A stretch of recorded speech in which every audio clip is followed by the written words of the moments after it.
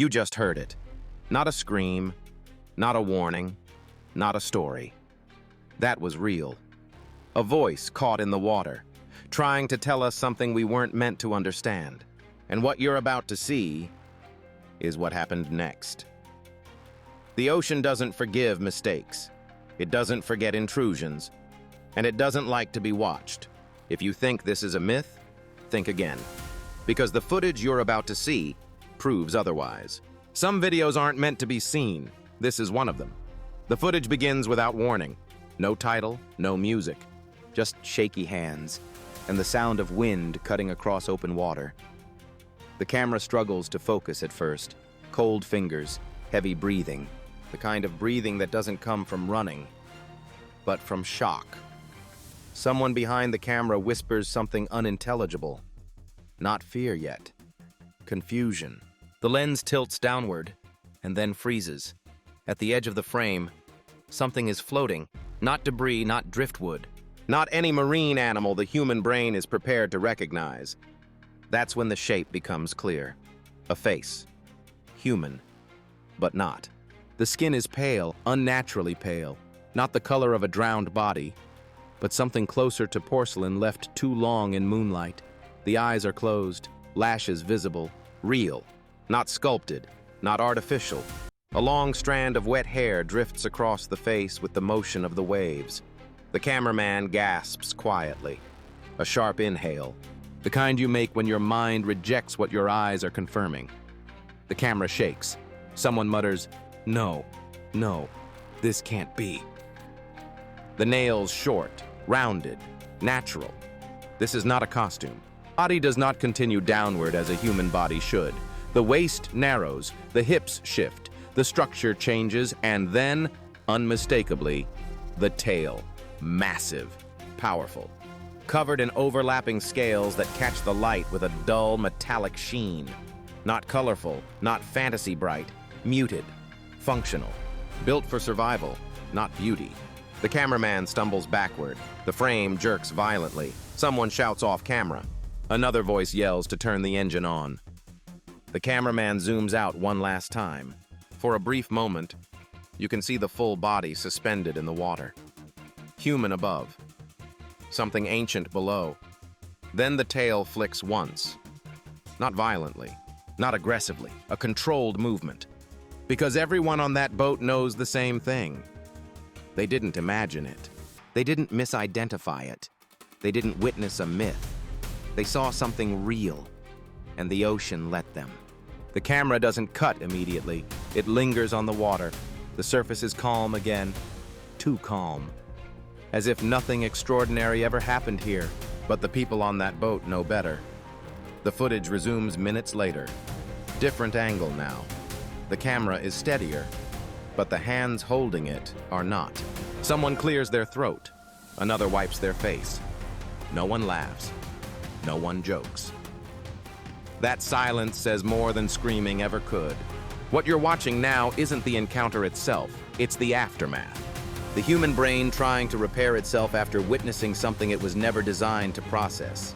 The camera turns inward, toward the people, faces pale, eyes unfocused. One man keeps glancing back at the water over and over again, as if expecting it to rise up and correct him. As if the creature understood exactly what a boat was, what a camera was, what fear looked like.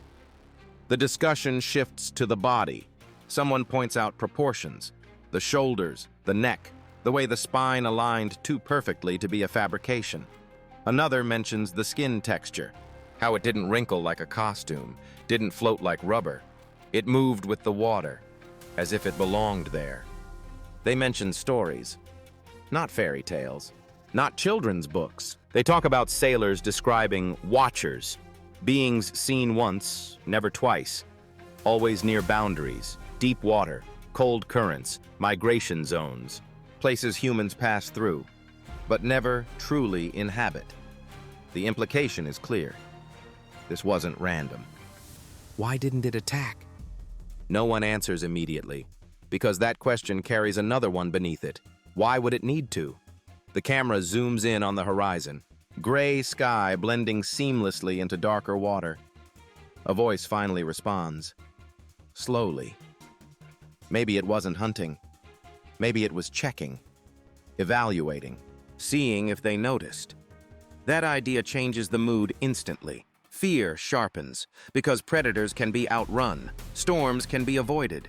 He says the part that won't leave him is the look. Not fear, not anger. Recognition. As if the creature wasn't surprised by humans, the boat begins moving again, engine humming softly, not at full power. No one wants to disturb the water too much. The camera drifts back to the sea one last time. Nothing breaks the surface. No sign, no proof, just endless water. But now, you understand something. The footage wasn't the revelation. The reaction was. Because people don't react like this to illusions. They don't fall silent over costumes. They don't question reality over special effects. They react like this when something real slips through the cracks and reminds us we don't know what shares this planet with us. We only know what stays hidden. The footage from the boat was never meant to stand alone. Because encounters don't end when the camera stops recording. Sometimes they wash ashore. What you're about to see was recorded days later, miles away. The ocean stays in frame for a few seconds longer than necessary. Gray, unbroken, indifferent. Then the video changes. Different day, different camera, different hands, but the same water. This footage begins the way most recovery videos do. No narration, no context, just wind. At first, it's unclear what you're looking at. A shape fills the frame, large, tapered, covered in dark, overlapping patterning. Scales, thick, dense, not decorative. They don't shimmer, they absorb light. 3 people are visible, all wearing heavy weather gear, yellow, green, orange, professional, not tourists. No one is speaking. That's the first thing that feels wrong. Normally, moments like this are loud, shouting, commands, excitement. Here, there's only breathing, short, controlled, strained. One of them grips the body near its midpoint, both arms wrapped around it. He leans back with effort. It doesn't bend the way a fish should. There's resistance, weight, density. Another person kneels, adjusting a line looped around the lower portion. The camera shifts, and that's when scale becomes clear. This is not a catch. It's too large, too intact, too specific. The tail dominates the frame, wide, muscular, ending in a flattened fluke. Smooth, pale, unscaled. Not fish, not mammal. Human-like. The camera drifts to the horizon briefly, as if checking the water, as if expecting something to surface. Nothing does. When the frame returns to the body, you notice something else. The proportions. The musculature of the tail isn't exaggerated, not monstrous. It's efficient, built for distance, for sustained movement, for depth. Evolutionary, not artificial. Fresh, not teeth marks, not nets. Impact. Something hard, something solid. As the body is pulled further onto the deck, water pours off it in sheets, not splashing, streaming. The sound is wrong, heavier than expected, lower, as if the mass displaces more water than its size should allow. One of the men pauses. He looks at the others, not excited, not proud, concerned. He gestures toward the upper section, out of frame. The camera hesitates, then tilts upward, just enough. The transition point is visible, where scales stop, where skin begins, smooth, pale, unscaled. Not fish, not mammal, human-like. The camera jolts slightly, as if the person filming didn't expect that. Someone exhales sharply. Not a gasp, a release. Like they've just confirmed something they didn't want to. The body isn't moving. No gill movement. No muscle contraction, but it doesn't look decomposed.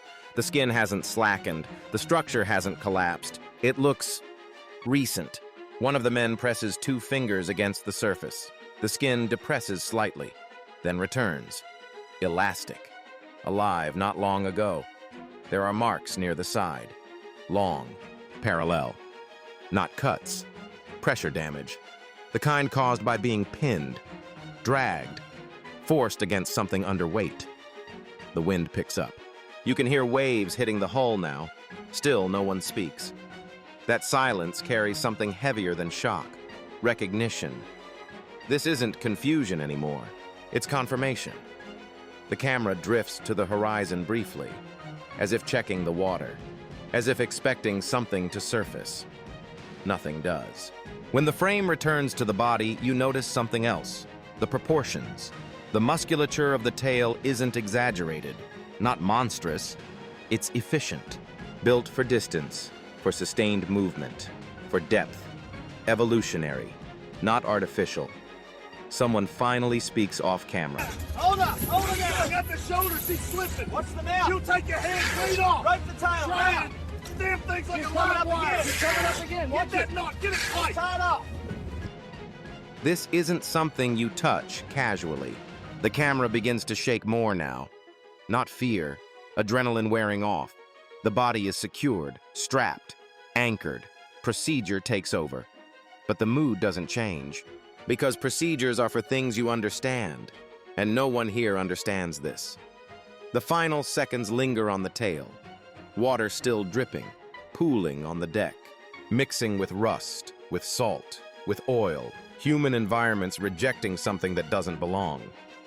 The clip ends abruptly. No explanation, no follow-up, no official release, just a fragment. But when placed after what you've already seen, after the encounter, after the silence, after the recognition in that gaze, it becomes harder to dismiss, because sightings can be argued, reactions can be misread. But bodies change everything. This is no longer about belief, it's about evidence. And the unsettling realization that the ocean didn't just let something be seen, it let something be taken, which raises a far more dangerous question. If this is what happens when one reaches the surface, what stays below? Because it knows better?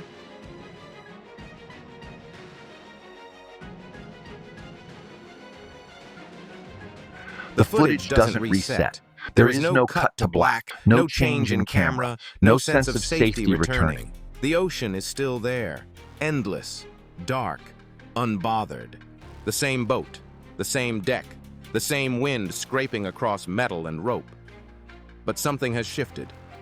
The camera stays pointed toward the water longer than before. Too long. As if everyone on board understands the same unspoken rule.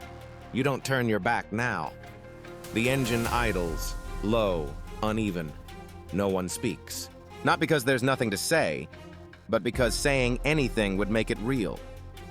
The cameraman's hands are still shaking. You can see it in the frame. Micro movements. Unsteady breathing. Someone off camera whispers, "Did you see her eyes?" No response. The water below the boat looks normal again. Waves, reflections, moonlight broken into fragments. But the calm feels staged, artificial, like the surface is pretending. The camera pans slowly across the deck. A wet trail is visible near the railing. Thin, irregular, not blood, not oil. Salt water mixed with something thicker. One of the crew crouches near it. Doesn't touch it, just stares. The cameraman zooms slightly. Embedded in the metal rail are marks, shallow grooves, parallel, too evenly spaced to be damaged from waves. Grip marks. Something held on, then let go. A sudden sound cuts through the air, not from above, from below. A low vibration, more felt than heard. The deck hums faintly beneath their feet. Someone says, "Did the engine just—" "No," another voice interrupts. "That wasn't the engine." The vibration stops. The ocean goes quiet again. Too quiet. The camera swings back toward the water. The spotlight turns on. A harsh beam slicing into the surface. At first, nothing. Then movement. Not a body. A shape. Deep beneath the boat. Longer than the spotlight's reach. Passing slowly. The water distorts it. Breaks it apart. But the scale is unmistakable. Someone gasps. Another voice whispers, "There's more than one." The cameraman zooms, even though he shouldn't. The light catches something reflective. Not eyes, not scales. A ridge, a curve, a structure moving with purpose. The boat creaks, not from waves, from pressure. As if the water itself is shifting around something massive. The camera shakes harder now. Breathing turns sharp, panicked. A hand enters the frame, pointing, trembling. Then, the vibration returns, stronger. The water beside the boat begins to ripple in a circular pattern, perfectly round, expanding outward. Not natural. The cameraman stumbles back. The frame tilts. You catch the horizon at an angle. Someone shouts to cut the engine. Another voice yells not to. No one agrees, because no one knows what the right decision is. The spotlight flickers. For half a second, the water beneath the boat clears, and something passes directly under them. Not attacking, not surfacing, observing. The movement is controlled, measured, predatory, but not hungry. The realization settles in slowly. The first one wasn't alone. It never was. The light snaps off. Darkness.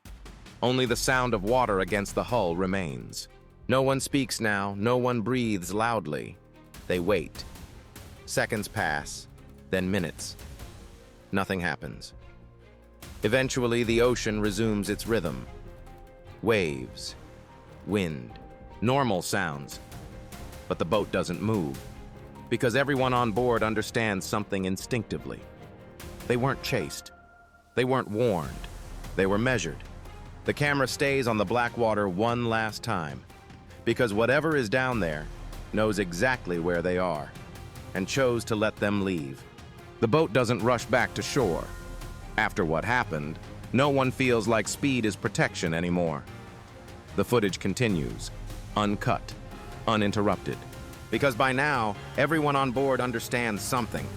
If this ends, it should end honestly. The camera stays low, close to the railing, close to the water. The sea looks the same as it always has. That might be the most unsettling part. Someone finally breaks the silence. Not panicked, not emotional. Tired. They say, "We were never supposed to see that second movement." No one asks what they mean, because everyone already knows. The first encounter felt accidental, a crossing of paths. This didn't. This felt deliberate. The discussion shifts, not to what they saw, but to what it means. Someone mentions sonar, how ships map the ocean floor, how little of that data is ever made public. Another mentions unexplained gaps, zones where readings flatten, where signals distort, where sound behaves incorrectly. At the time, they were dismissed as equipment error. Now, no one says the word, but it hangs there.